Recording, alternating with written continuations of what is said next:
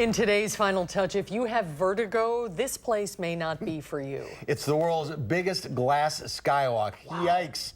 The 663-foot-long structure features a massive circular glass observation deck suspended at the end of a bridge, which juts out 235 feet from the cliff's edge. The elevation, combined with the clear glass floor, challenges tourists in this South China province to confront their fears of heights, with some managing better than others. Some on the glass floor, paralyzed by fear, unable to stand. Each piece of glass weighs 4.5 tons. It can hold 2 vehicles at the same time. Could you do it? Nope. I can barely look at it. That's our time for now. Thanks for watching. News Street 5 starts right now. And it's a warning here, don't leave your pets in a hot car, but it's a reminder some pet owners tonight at 5. New research is finding a link between the Zika virus and miscarriages. Incredible discovery as members of a missing soccer team are found alive. Now the challenge rescue crews face. This is News 3 at 5. Thanks for staying with us, everybody. With another week of high temperatures ahead, we're all preparing for the heat. And for animal services, they're expecting calls about dogs being left in hot cars. Amanda Quintana is out on the weather patio with why this is so dangerous. Amanda. Yes, well, Animal Services says that they are constantly warning dog owners about the dangers of leaving your dog in the car. No matter how many times they warn people, they constantly get calls. People think they're just running into the store for a few minutes, but those few minutes can be deadly. A dog in a hot car is pretty much a priority call because it can be life-threatening. For Animal Services officers, a call for a dog in a hot car means drop everything and get there as fast as you can. Just this past weekend, about 10 of those calls came in each day, compared to just over 30 in the month of June. The owners usually don't believe they've done anything wrong. They're like, I'm a great pet owner. I take my dog everywhere with me. You know, I love my dog. And our response is that in hot temperatures, you can love your dog to death. That's because your car acts like an oven, attracting and trapping heat. They don't sweat, so they have no way to get rid of that excess heat other than panting. And so now you have a closed up car where the temperatures will escalate very, very quickly. So in an 80-degree day, the temperature within 20 minutes can be up to close to 110 degrees, which, you know, can be problematic. If the temperature inside the car is more than 90 degrees or the dog is in distress, having a seizure, or trying to dig their way out, Animal Services has the authority to break into the car. A recent law also allows bystanders to do the same after they call 911. But if it's been too long, sometimes getting them into cool air is just not enough. Any dog that's vomiting or lethargic or, you know, not acting right, having a bloody nose or bloody stool, those would all be signs that perhaps there is more organ damage than what was anticipated. The heat affecting their brain and organs, sometimes leading to death later on. And although Public Health Animal Services officials get the word out as much as they can on these hot summer days, they expect about 10 calls to keep coming. Now, anyone who has to have a dog removed from their car will get an animal cruelty citation, and that is about $300. Now, Animal Services says although people continue to do this, they think that more community members are getting smart enough to see a dog in a car and call for help and not just let it go. Yeah, absolutely. Call 911. All right, Amanda, thank you. Thank you, Amanda. More than 50 million Americans are under excessive heat warnings right now. The heat is impacting a lot of us from the East Coast to the West Coast and here in the Midwest. It's expected to stick around through the 4th of July holiday. Cities across the Northeast and San Francisco broke records over the weekend. And this is video of people wading into a fountain in New York City in an attempt to stay cool. We saw a lot of heat over the weekend, but things are feeling a little better outside this afternoon. Gary Canalti is in the Weather Center. He's watching the forecast. Hi, Gary. Hi, Susan. Well, anything would be better than what we had this last weekend, but the heat and humidity will start to creep back up, especially as we head toward the 4th of July holiday. So we put an alert day in the forecast for for the 4th of July for high temperatures around 90, heat index values in the mid to upper 90s. There's also the chance for some thunderstorms, especially in the afternoon and at night, which might interfere with outdoor plans. Otherwise, as we look at visible cloud track, lots of sunshine today across the state, just some clouds up in far northern Wisconsin where there have been a couple of sprinkles of rain up in northern Minnesota, but that's about the nearest precipitation of any consequence. Low temperatures a little bit more tolerable as the humidity has dropped after the thunderstorms that rolled through yesterday.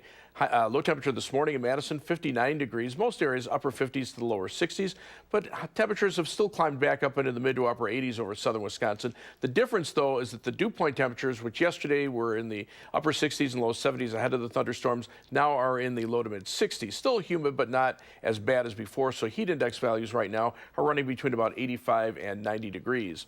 By tomorrow morning, temperatures will drop off into the lower 60s, be back up to about 68 by 7 a.m. Look for a high tomorrow of 89 with a little more humidity. Heat index values will be back up into the 90s. That's your first alert forecast.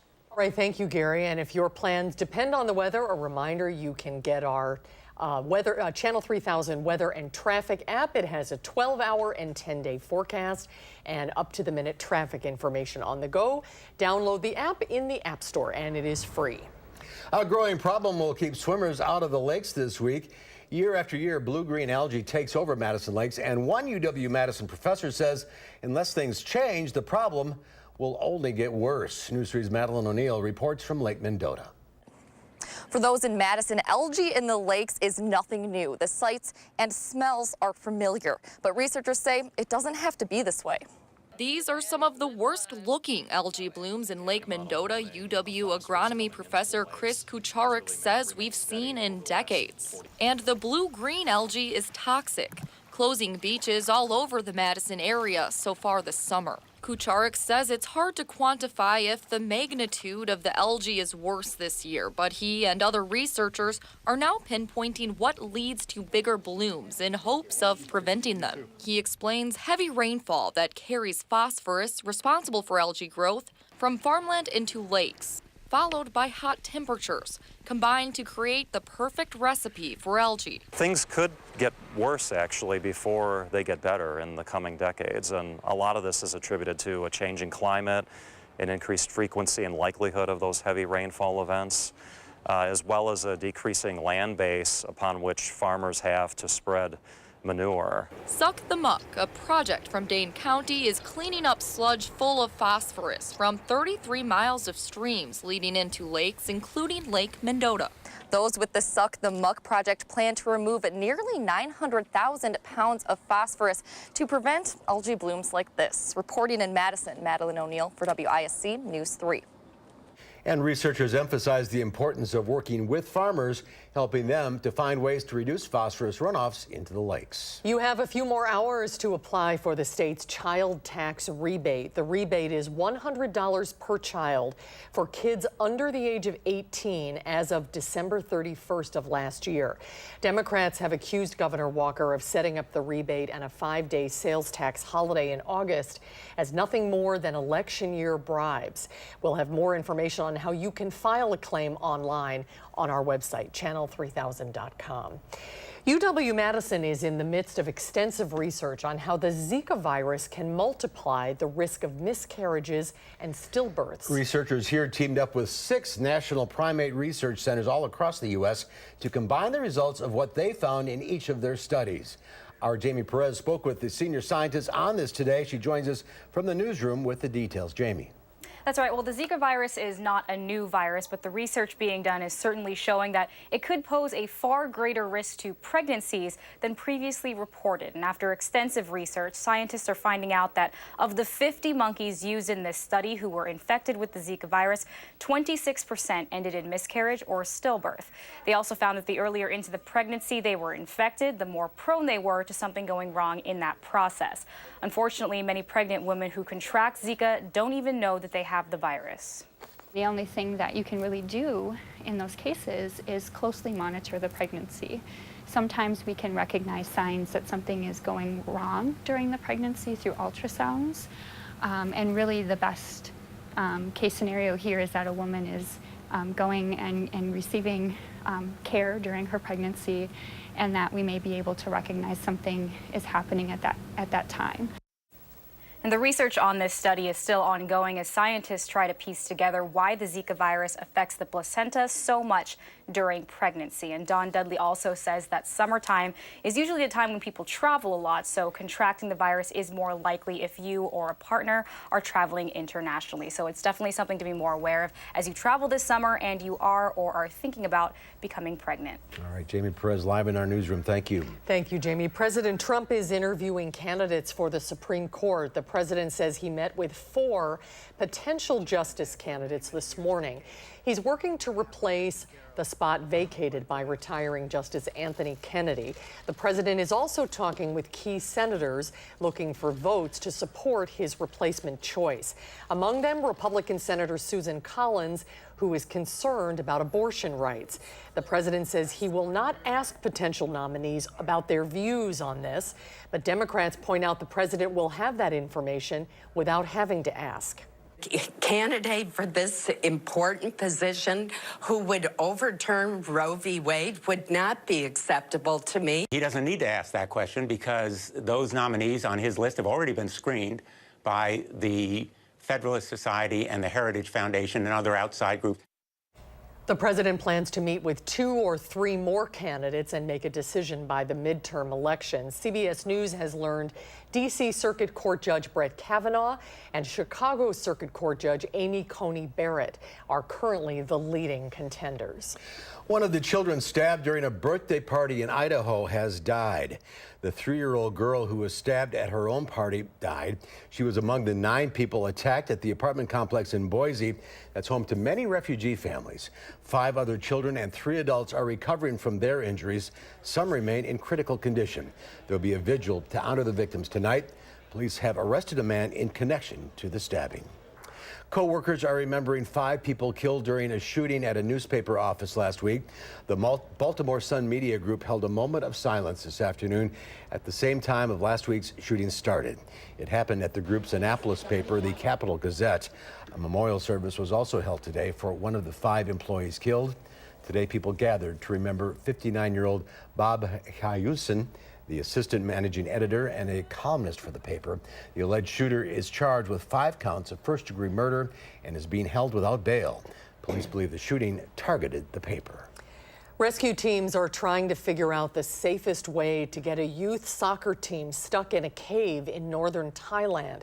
The team was found this morning after being missing for 9 days. Thailand's Navy SEALs released this video of the 12 players and their coach. The group became trapped in the cave after monsoon rains. A U.S. military team and international cave divers have helped in the search. Authorities say the operation is not over yet. The cave is 6 miles long and filled with water. Divers say the boys may need to learn the basics of scuba diving to make their way out safely.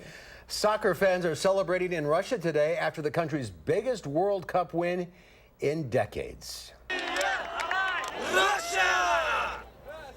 Russia's national team advanced to the quarterfinals after beating Spain in a penalty shootout. Russia typically has strict laws against unsanctioned public gatherings, but they were suspended for the World Cup celebrations. Streets in Moscow transformed into areas for fans to party. This year's World Cup is being held in Russia, making this win extra special. And LeBron James is joining the Los Angeles Lakers. He signed a 4-year contract with the team for a whopping $154 million. James thanked the Cleveland Cavaliers and fans through an Instagram post. LeBron helped take the Cavs to the NBA Finals the last 4 years, winning the area's first professional championship in more than 50 years. Well, coming up, an American tourist is dead following a boat explosion in the Bahamas. And there is some very good news. If you're a coffee drinker, the benefits of indulging in an extra cup or two when we come back. But before we head to the break, here's a look at how the day played out on Wall Street. The Dow and the Nasdaq ended the day on a positive note. The S&P 500 was also up. News 3 at 5 returns in just a few minutes.